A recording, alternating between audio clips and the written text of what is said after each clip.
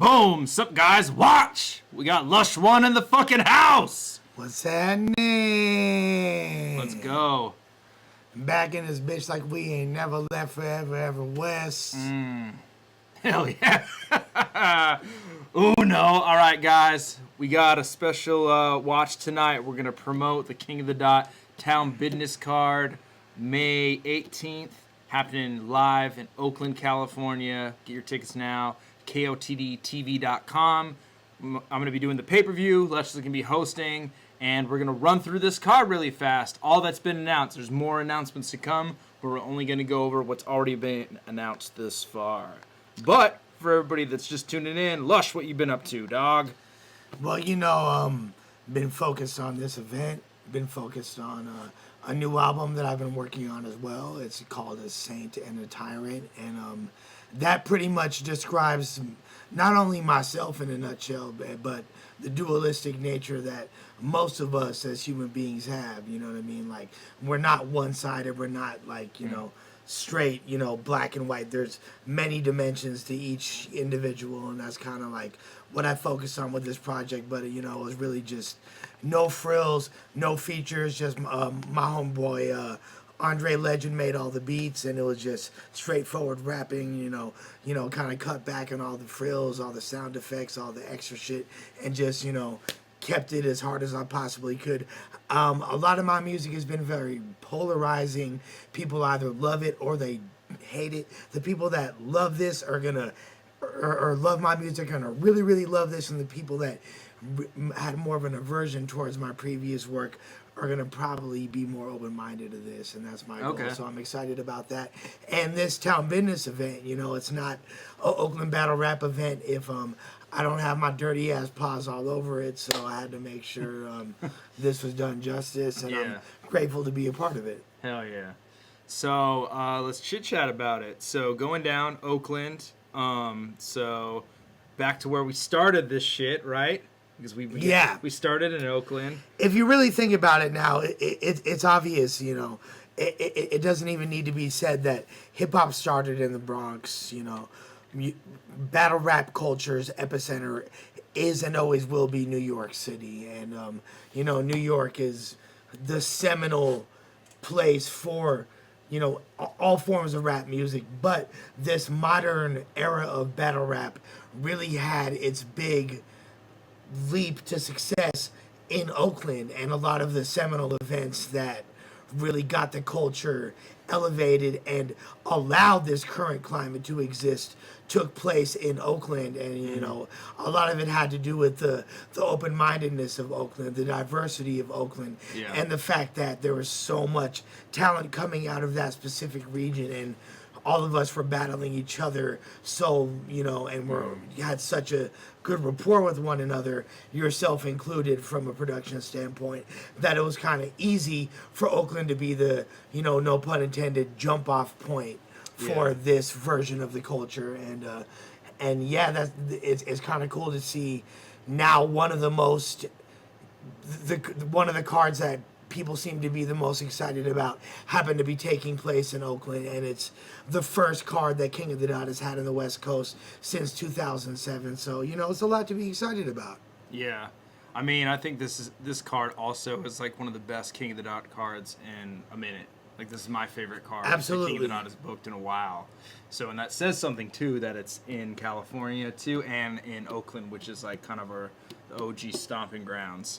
I think the battlers themselves realize that how important Oakland is to this scene, and they're willing to, you know, not to put business out there, but take pay cuts and take battles that they necessarily, under other circumstances, wouldn't be as willing to take. But the fact that it's in Oakland and it's in front of a crowd that truly understands the culture and truly appreciates their craft, they want to battle in this environment. Yeah, for real. Well, let's get into the card, man. The first battle dropped, the first announcement. Dicks. Thank you, dog. Should we talk about it? So, you know, since a lot of people, and since we've had now donations referencing my hair. I feel like it's very, very easy to make fun of somebody for being balding, but when you're bald, there ain't really shit you can say. Yeah. You're bald. I think it looks fucking good, man. It's a stylistic choice. Yeah. You know, and the ladies as of yet have zero complaints. So you know, I'll rock the Michael Jordan 96, and I wish I could hope do it it, works man. out. I would much rather not care about hair. Not like I do anything to my hair in the first place, but it just seems so freeing that you're just like, I don't have to fucking. I mean, it's like this. Yeah, you can easily make jokes, and there's a lot of tasteless jokes about why people tend to be bald.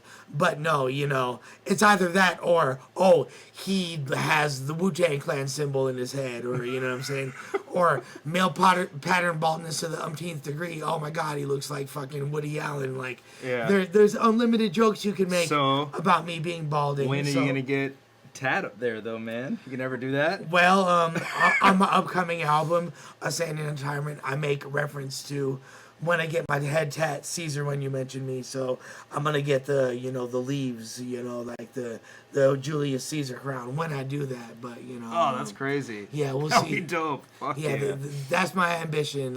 Y'all hold me to it, all right? Let's go. All right, so the first battle announced from Townbidness. Head Ice versus Geechi Gotti.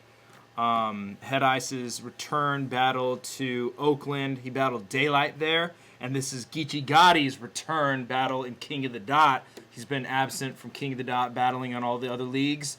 And he kind of got his jump off, at least to like a bigger audience and his exposure to everybody in King of the Dot against his Saint. battle versus Saint, which was December of 2016, the final battle of the bunker. Yep. You know what I mean? Final card, yeah. And what was really thus far, until the bunker makes its return, perhaps. yeah. But what was really cool about that event was that the fact that you reached out to the local LA scene, which was, really making that whole new era, the Western Conference era, was making a real impact at that point. And, you had dudes like Yak the Ripper, Ron Compton, Saint, Geechi Gotti, all these dudes, you know what I'm saying, making a strong push. Yeah. And it's dope to, that you gave them that showcase before that venue, unfortunately, had to hit hiatus. And, that was although Geechi did have a couple battles before that, that was the one that really took him to the next level. And from there, was it Glue Easy? Was that his next major? No. Or was it Stewie Newton? It was Stewie. Yeah, but he had a PG that never dropped. That he battled somebody in New York. Right. And he I guess destroyed this fool, but it never came out. And then he battled Stewie. But he battled, I think he battled Reverse Live in between then, and I feel like he battled somebody else, too. I know he battled Madflex, and then we're probably going to watch one of his other battles that happened kind of later. And then Thesaurus. Yeah, Thesaurus. And then he battled Danny, too. Right, yeah. I think that was earlier. Yeah, but I think that was all before he really got on URL and it took off. Right. And Geechi has always been a super humble dude, and the fact that... he was champion of the year last year. It says a lot of his work ethic, especially since people tend to, I feel like overall, and this perhaps is me coming from a pro-Western perspective, but I feel like the West Coast gets overlooked in a lot of ways in battle rap culture, and it's dope to see that Geechi has kind of transcended that. I agree. And he does something that not a lot of other people do, where he's entirely himself from his authenticity to his style too. He doesn't really take things other people does. He just raps. No. You know what I'm saying? Use a bitch. Yeah, exactly. He just demeans you. He talks he has a narrative third round that paints a picture of some real shit that he's been through every time. Which, let's be honest, is fairly typical of third rounds nowadays. People tend to use the third round to be experimental. As the knockout, And we could even go back to Illmac versus Big K. Yep. His third round, which he literally had in its inception metaphor, which somehow he was intelligent enough to pull off 6, 6, 7 gold. But you know what I'm saying. But but Geechi does it in a way as to where it doesn't even feel forced to this in the slightest. And, Yeah, I'm excited about that. And although Head Ice is no longer the King of the Dot champion, he was one of the longest running champions and definitely one of the most coveted names in battle rap culture. It's kind of like a rite of passage battling Head Ice. So, Yeah, it's a big deal. Both these guys are very authentic. They both have a big aura about them when they battle where they can kind of like even coast just off their aura alone. Head Ice, though, he's a little bit more abstract.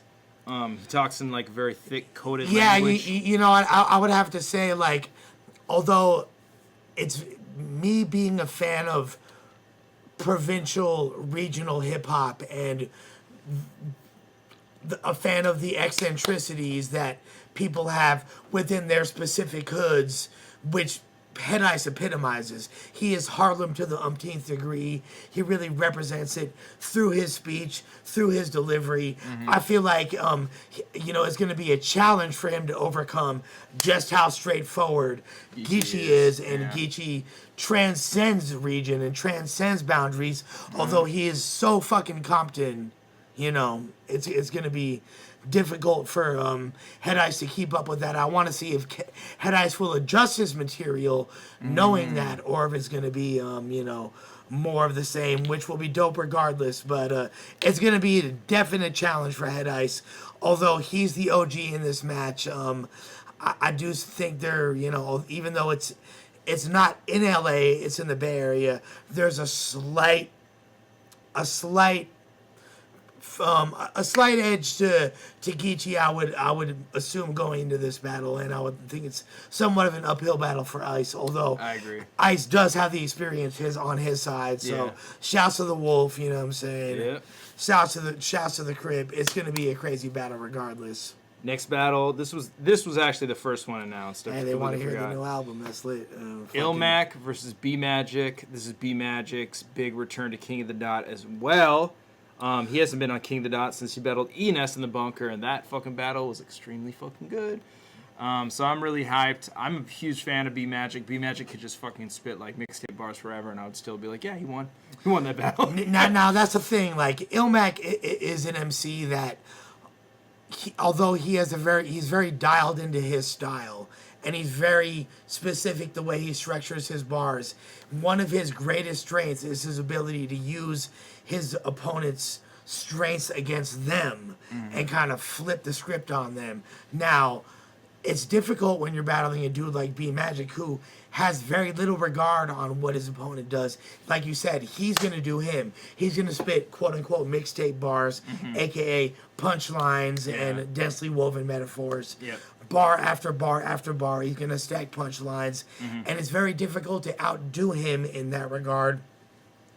I'm curious to see what Illmac's approach is going to be, because it's difficult to really plan for a dude like B Magic, even though it's so obvious what he's going to do. You know what I mean? Like, how are you going to outdo that or counterattack that in an effective way without looking contrived? Yeah, that's true. I mean, this battle I've been wanting to see for fucking ever, so I'm extremely excited this got booked. I think this is a good matchup, and you know, if all goes well, this is gonna be fucking fire, and it's gonna be some great rapping. Ill Will versus Pass.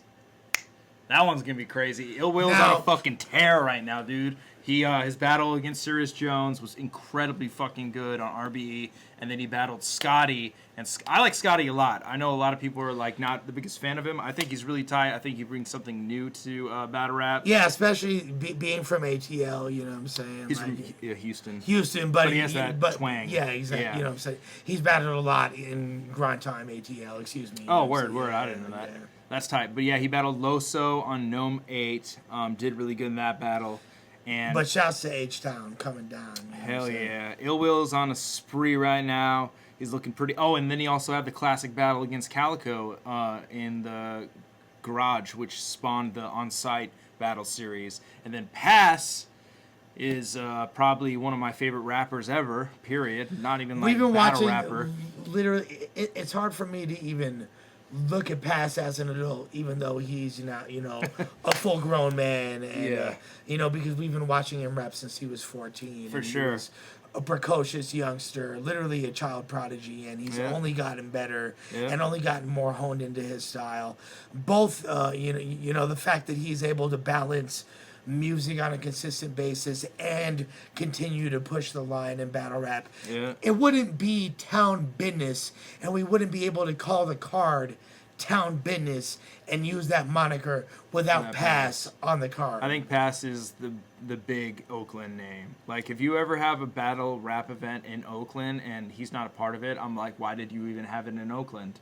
You know? Now, if you really look at the history of Oakland battle rap, you know, I would say the earliest examples are Rappin' Ron and Yuck Mouth. If you're not familiar with these individuals, obviously you probably are familiar with Yuck Mouth because he's a member of the Loonies. Rappin' Ron, though. Rappin' Ron, you know, he was I liken him to kind of the West Coast Big L. And he died tragically at a young age in a car accident. But he was a member of the Dangerous Crew, which was Too Short's crew. And, you know, there is Rappin' Ron, Aunt Diddley Dog, Father Dom, Aunt Banks, Mr. Ill, you know, a whole slew of talented MCs. And they had a term for what we call now compound rhyming or multisyllabic, polysyllabic rhyming or multis, but they called it seeing the light. And Rappin' Ron, if you're familiar with Oakland history and Bay Area in particular, Oakland hip hop, you'll realize that, you know, one of the original MCs that saw the light on that level and had densely woven punchlines mixed with polysyllabic rhyme schemes. Rappin' Ron was that dude. He battled Yuck Mouth in a unpublished crazy battle in the early to mid 90s.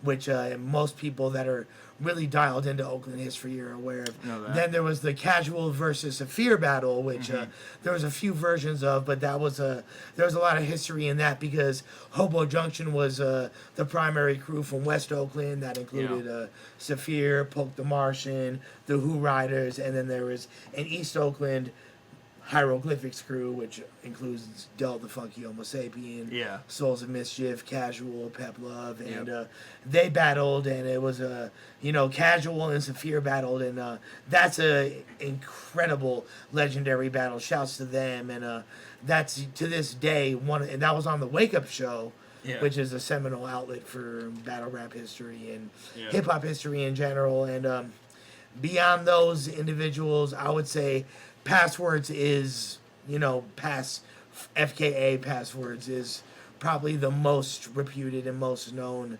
MC in Oakland history. For real, I agree. Mr. With Fab as well. Shouts to Mr. Yeah, Fab. Fab is though like I would never consider Fab like the battle rapper of Oakland. He's just like he was, he did do quite a few battle, he did his fair share of battle rapping. There was the Oakland mic check battles. And, but honestly, like, just to be completely real with you, even when he battled Arsenal, I still remember people from the East Coast being like, "Who's Fab?" Right.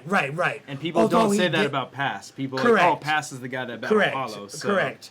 Although those people might have forgotten the fact that in 2007 he did battle Joe Budden and Royce the Fine Royce, Line, yeah. You know what I'm saying? Yeah. So actually, Joe Budden wasn't able to attend the battle, but he did battle. He did battle Royce. Yeah, I remember that. So and this predates Slaughterhouse. Yeah. So Ill Will versus Pass. It's gonna be a fucking incredible battle. Pass has his work cut out for him for Ill Will because Ill Will is a fantastic battle rapper and he also can freestyle. He has a lot of strengths, a lot of abilities that Pass should be able to also match. So that's gonna be fucking now, great. I've said this before. As talented as Pass is, his biggest difficulty has always been battling someone that's very aggressive. And Ill Will embodies that aggression. Although that might be countered by the fact that Pass is at home. He battled Arsenal at home. Arsenal's very aggressive, and he's arguably undefeated in Oakland. Arguably so he undefeated beat in Oakland. Illusion Z. The GOAT right there. He arguably beat Hollow. I think that can go either way, and that's a fantastic accolade to have in itself. Right, just having it debatable against Hollow is arguably beat Locksmith. Revisionist history at the time. Very arguable. I don't think he won, but we watched it again on Watch. I think you were there. We watched together. Yes, absolutely. And then We're gonna watch his battle versus Arsenal today, which I think is one of his best performances ever, and he arguably beat DNA too. So I think he's arguably undefeated in Oakland. This is like his glory grounds. It's too bad we never saw him in the bunker, man. That's fucking such a shame.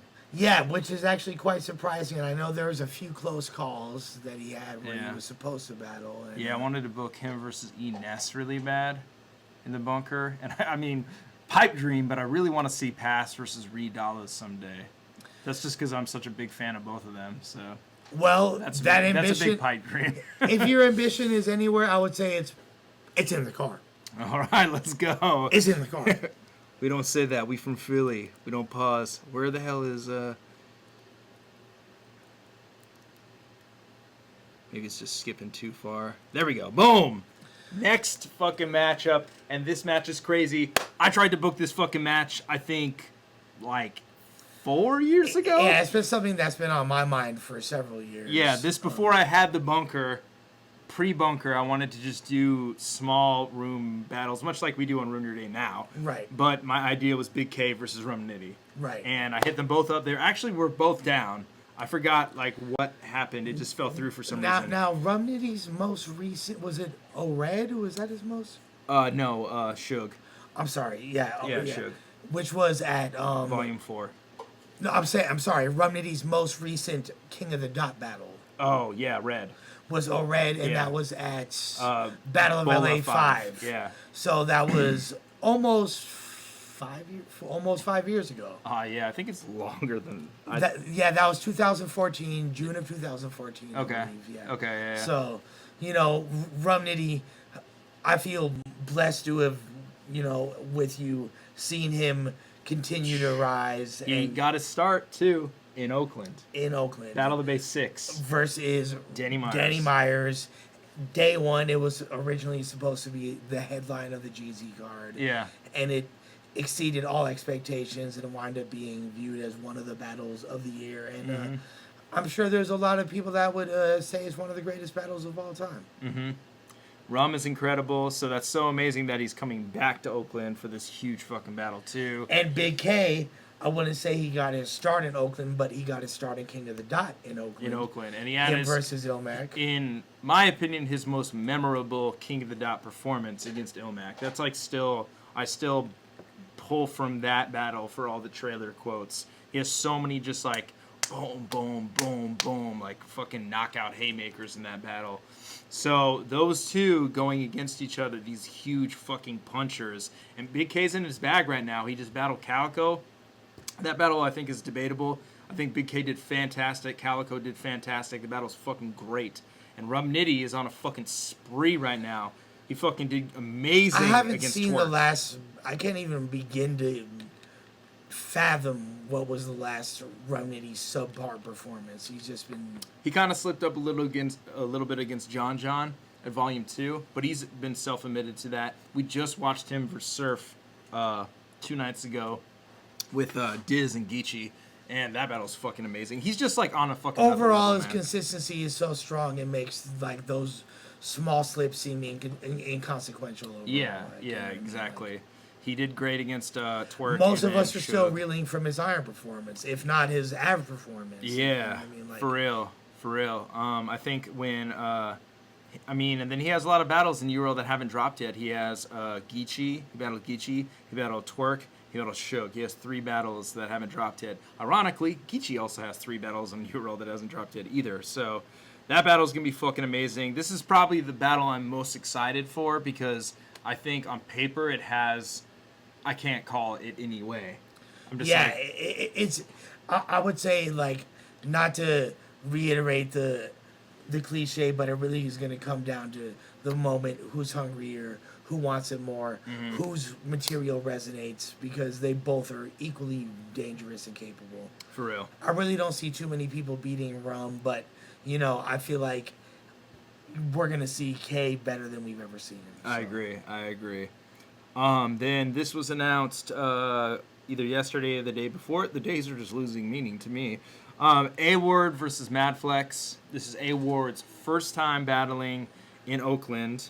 And this is Mad Flex's home. He's from the Bay Area, so it's fucking fantastic that we get another Oakland or another Bay Area native on the card. He might have been from Oakland originally, but I know he doesn't live in Oakland currently. Yeah. I think he's from Richmond.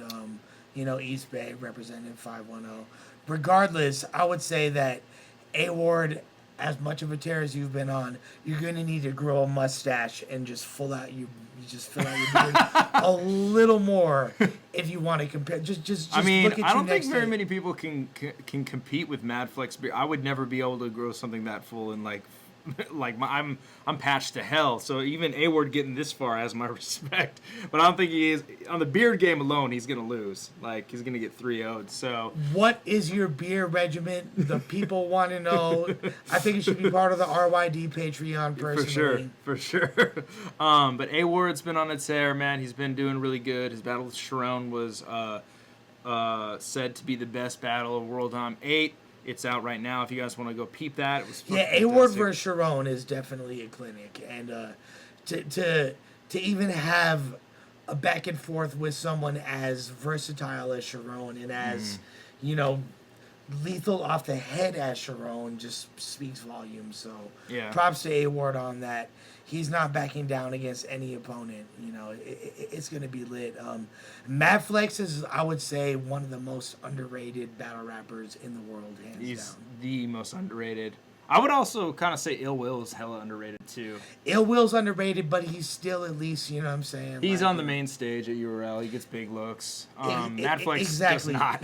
Mad I feel Flex- like Mad Flex continually has to fight for, like, his breakout performance. He has had so many times that it's like, that's your breakout performance. That's your breakout performance. Well, what that's I would yours. say, Mad Flex is somewhat of a King of the Dot equivalent to Ill Will. But now that we're seeing such a rise in what King of the Dot is bringing into the table, hopefully that raises Mad Flex's overall profile. And, I just hosted an incredible Mad Flex battle a couple months back in Chicago, so for No Coast. So. Oh, Human. Yeah, go check that out. It's on No Coast. That battle's fucking amazing. All-Star, what up, dog? But yeah, this battle is going to be hella competitive. I think A-Ward definitely needs to focus a lot on stepping the penmanship up because his performance is fucking crazy. A-Ward can perform better than like 95% of battle rappers. Mad Flex, though, on the other hand, has a pen that's almost better than anybody's. So you definitely need to step it up to match that. It's going to be a great battle. Then the last one that's been announced, Active versus Oops. This one is definitely, I think, an unorthodox match on paper, but when you sort of see the style clash coming into it, one's a very like almost conscious, point-driven battle rapper, Oops, and then Active is from LA. Much like Geechi, speaks a lot of like realism and authenticity in his raps. So I think that's a interesting juxtaposition with these two. It's almost the same, but not. It's what I see is two motherfuckers, one of whom is still a part of the life, and one of whom has already transcended that existence. And is it going to be, I'm staying true to my roots, I'm repping my hood, I'm more authentic, or I actually am doing more for the people by giving that lifestyle up. And I think that's the narrative we're going to hear. But at the end of the day, what it comes down to is who's going to have harder bars. And, Active just had an incredible performance on A-Hat. Against, what's his name? I think his name was BH. But he did really good. That battle was really fucking tight. And I think that right there is what we've been wanting to see Active do for several years, and I knew he was capable of, shown glimpses of in the past. And that was just him crystallized to his purest form right there. And, Oops, last year, him versus XL was, a fantastic battle. We watched that recently. It's indescribably. He also did really fucking good against Craig Lamar recently on RBE. So he's on a little streak himself. He's killing it. Plus, he's doing great things in the community, and who can fucking hate on that? So it's gonna be a hot one. And I will say this: there are at least 6 other battles which have not been announced. Some crazy ones. That's for damn And I sure. gotta say this: it ain't really. There ain't no GZ battles. It's all.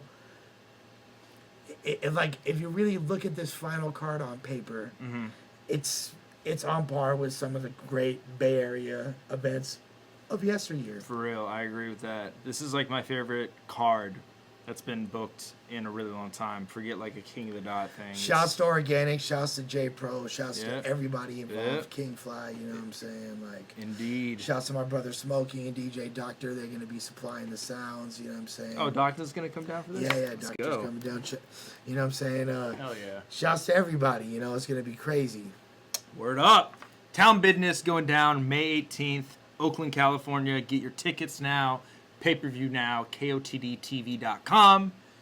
All the rest of the matches are going to be announced in the coming weeks. Hopefully, one's going to drop tomorrow or the next day. We'll see about that. There's Depends a on couple if I that are finish going to it. be really surprised, y'all. And I see a bunch of comments about a battle in particular, which I can't speak on, but all I can say is don't even worry about it. Alrighty, guys.